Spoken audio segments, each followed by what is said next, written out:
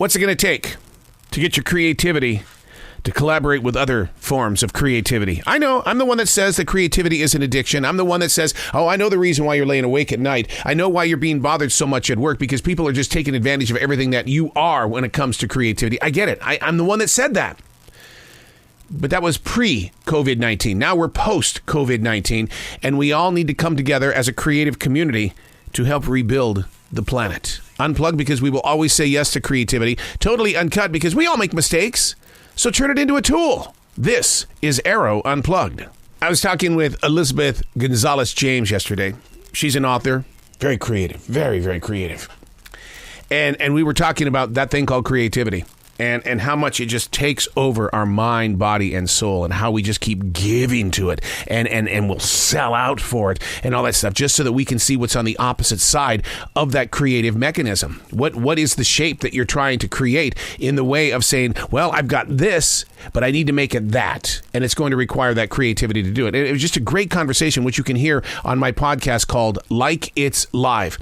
And we talked about how creativity is really just this form of madness that we tap into it. It's the one thing that we can do when we want to create change. We can have a world that is reckless, and we can be, uncaring and violent, and yet through creativity, we find peace. And isn't that amazing how that happens?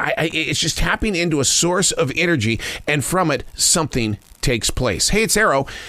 This is the Daily Mess, a chronological walk through an everyday world, and I just write, freeform thinking, stream thinking, and it's fun to just let the universe move through you, and you go, whoop, I'll take that, I'll write about that, and then all of a sudden it becomes other things, because that's what creative minds do. It's like, oh, I'll have a piece of that. Oh, look at this.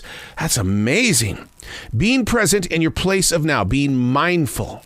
That is what it's all about, and you're in control of it. This is the Daily Mess. Is it a method of madness or a first step toward insanity? Because I'm in front of real people all the time at unheard of hours, I'm blessed with this amazing opportunity to not be tied down to a desk in a faraway office. I feel like I'm a dropped penny on the floor of this huge gathering of uniquely designed real people whose lives absolutely have nothing in common except a mindset that has been trained and elevated to believe that it needs more than what they already have. Are we a generation going crazy? What needs to be focused on is being set aside, because something is telling our heart that, hey, there are better days and ways right around the next corner. But what about this? We got to fix this first, right? No, there are better days and ways around the next corner. It'll work itself out. My wife, what I love about her, and I giggle like a child when she does it, she likes to talk to herself constantly. She's planning things out. She is a planner. Oh my God. She is a studier of life. You think I'm weird when it comes to watching people? This girl will write the entire story before an event actually happens. And she'll tell you the reason why. I want to be prepared, because if it does go wrong, I already thought it out. I like that about her, but she talks a lot to herself. She does. And it makes me giggle. And the thing about it is, the reason why it makes me giggle is because I too talk to myself, but you don't see these lips moving. You don't.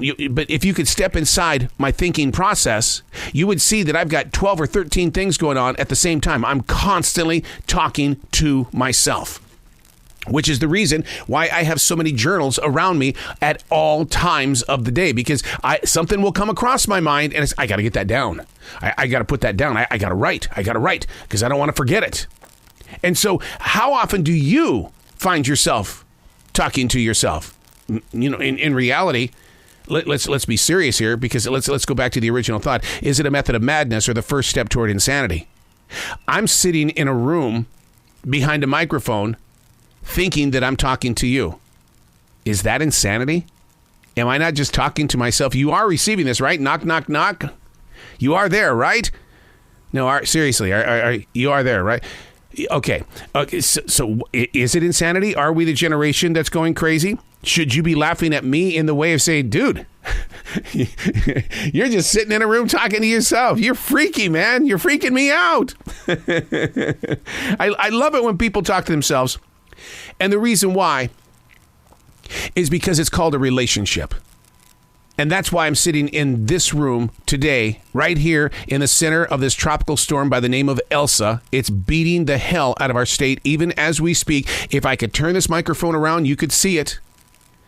I'm in this room talking to myself because I have a relationship, not with just myself, but with you. And that's why I come here every day. It's a relationship with you.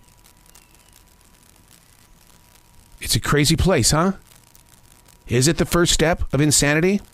Is it a method of madness? What's going through your mind? Are you allowing yourself to talk to you? Or are you the keeper of a mind, body, and soul that won't let that inner self have a friend? I'm Arroe, and that's the Daily Mess.